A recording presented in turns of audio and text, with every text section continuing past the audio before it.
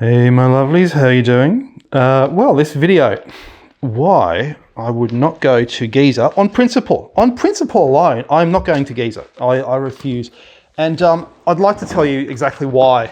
And I felt like this for a really long time. I just don't want to go to Giza. I do not want to go there. It's not on the agenda. And I've been offered. I've been offered to go there. People have told me, Charles, you know, at least two ancient mystery YouTubers have said, let's do tours together, in Egypt. And I said, no, I don't want to do it. I don't want to go to Giza. There are issues, there are problems. And I won't do it on principle. I just disagree with the idea of going to a tourist site. And what is the reason for this? The reason is other people. It's not necessarily the archaeologists, it's other people. There are too many people there. There are too many, and it's a tourist trap. I've been to millions of tourist traps. I've traveled around Europe. I would not go to another tourist trap and subject myself to that. Years ago, even in Poland, I'm ethnically Polish, right? They think I'm a foreigner. When I go there, I don't know why. They think I'm a Westerner or something. And in Germany, when I go to Germany, they speak to me in German. In Poland, they don't speak to me in Polish. But, I made the mistake. I tried to blend in with the locals. I thought, I'll take some white Reeboks. I'll look local. No, I read online afterwards, they can always see the tourists coming when you have white Reeboks. Okay, so I made a little bit of a boo-boo there. I now know how to blend in with the locals. But Giza.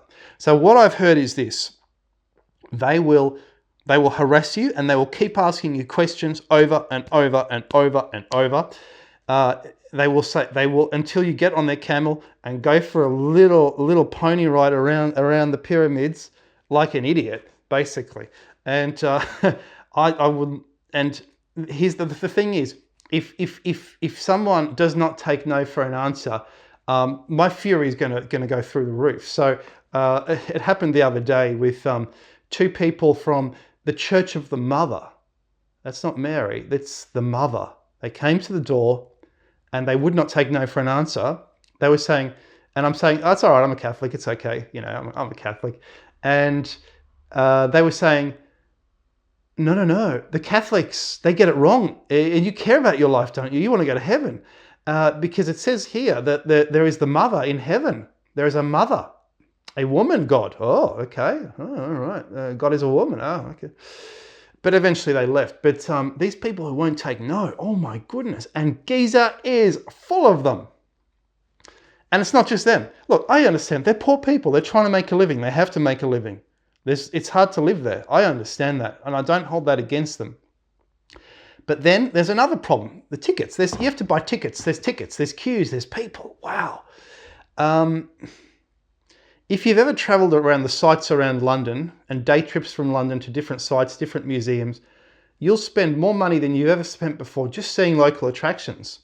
Over 10 years ago, I was travelling around there, and everything you go to, it's at about £20 or £30 to get in. Warwick Castle, beautiful, crumbling away, windswept, built on top of an ancient mound. This place, I believe it was £37 or £47 in 2012 just for me on a student concession to get in. Now what's that? I don't know, 70 American? And that's over 10 years ago. When I went to Ireland, I discovered you can go to tourist sites for free, just for free. And there's no one there except for a couple of cows staring you in the face, wondering what you're doing there because they hardly ever see a human. And you're surrounded by ancient ruins. You're in a monastery and there's ruins around you. And you've paid nothing to get in. In England, it's a lesser site and you'll pay £20. So, on principle, give me a site that's free to go to, there's no one there, and I'm there before you are. And I've probably been there already. But if these tourist traps, I can't stand them. I just get impatient. I don't know about you, but I can't stand them. Anyway, so I will not go there because of that reason. I just don't want to. I just don't want to subject myself to that. Um, righto. So people have said, Charles, you want to go to Egypt and all that? And a famous singer offered me, let's go to Peru. You know her song, but I won't mention who she is. She very famous song, early 90s. But I didn't go because I was tired of traveling. I was sick of it. People have offered me to go to Peru. I can't go there because of altitude sickness. But apart from that, I would certainly go. Stonehenge versus Avebury. So in Stonehenge, you go there, you pay an exorbitant ticket. Now there's a monorail. I went there when there was a bus.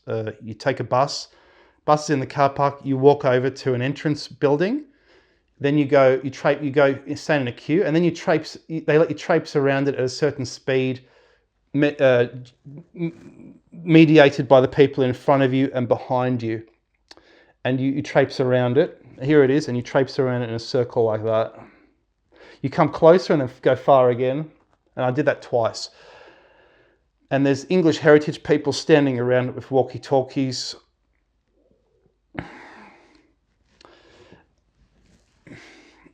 Meanwhile, you can go to Avebury, there's no one there. There was a guy there, and he was playing the bagpipes, and that's it. And there's a couple joggers, they're jogging around it. It's got ramparts, big walls, ramparts around it, and then a stone circle inside. And it's a majestic monument. It's where the two rainbow serpents meet, if you will buy into some of the theories that stretch across England. It was a bloke who made a book called The Silbury, I believe it was The Silbury Treasure or something like that. But you can go to the best sites, there's no one there. You can go to worse sites and you'll pay money. So on that alone, and lots of people, you can't explore. It makes it very difficult. Another thing, Glendalough, Ireland. It's beautiful. It's got ruins of old churches from over 1,000 years old. It was a city of monks. It was literally a hub of monks outside of Dublin, in the most beautiful scenery in Ireland, possibly some of the most beautiful scenery. I stayed there for 3 or 4 nights. There was no food there except in the hotel, so I got to have an expensive meal. And I was starving there actually. But in the morning you get up. I got up straight away. I have all the ancient monuments, the round tower, all these ruins to myself. I was measuring the sunrise solstice alignments coming straight in my face, standing in the doorway. Oh, these are aligned to the solstices. Oh, amazing. Archaeologists may never have worked on this before. I might have been the first one. And then around 10 o'clock, the tour buses start arriving. People get out of the tour bus. Maybe 50 of them on one coach.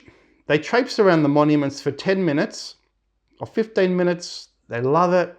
They take their photos. It's flooded with people. They hop back on and leave. And I'm thinking, these guys have seen nothing. They haven't gone down to the valley to see the miners' cottages. It's a beautiful glacial valley. They haven't explored the beautiful forests and the monastic cells there.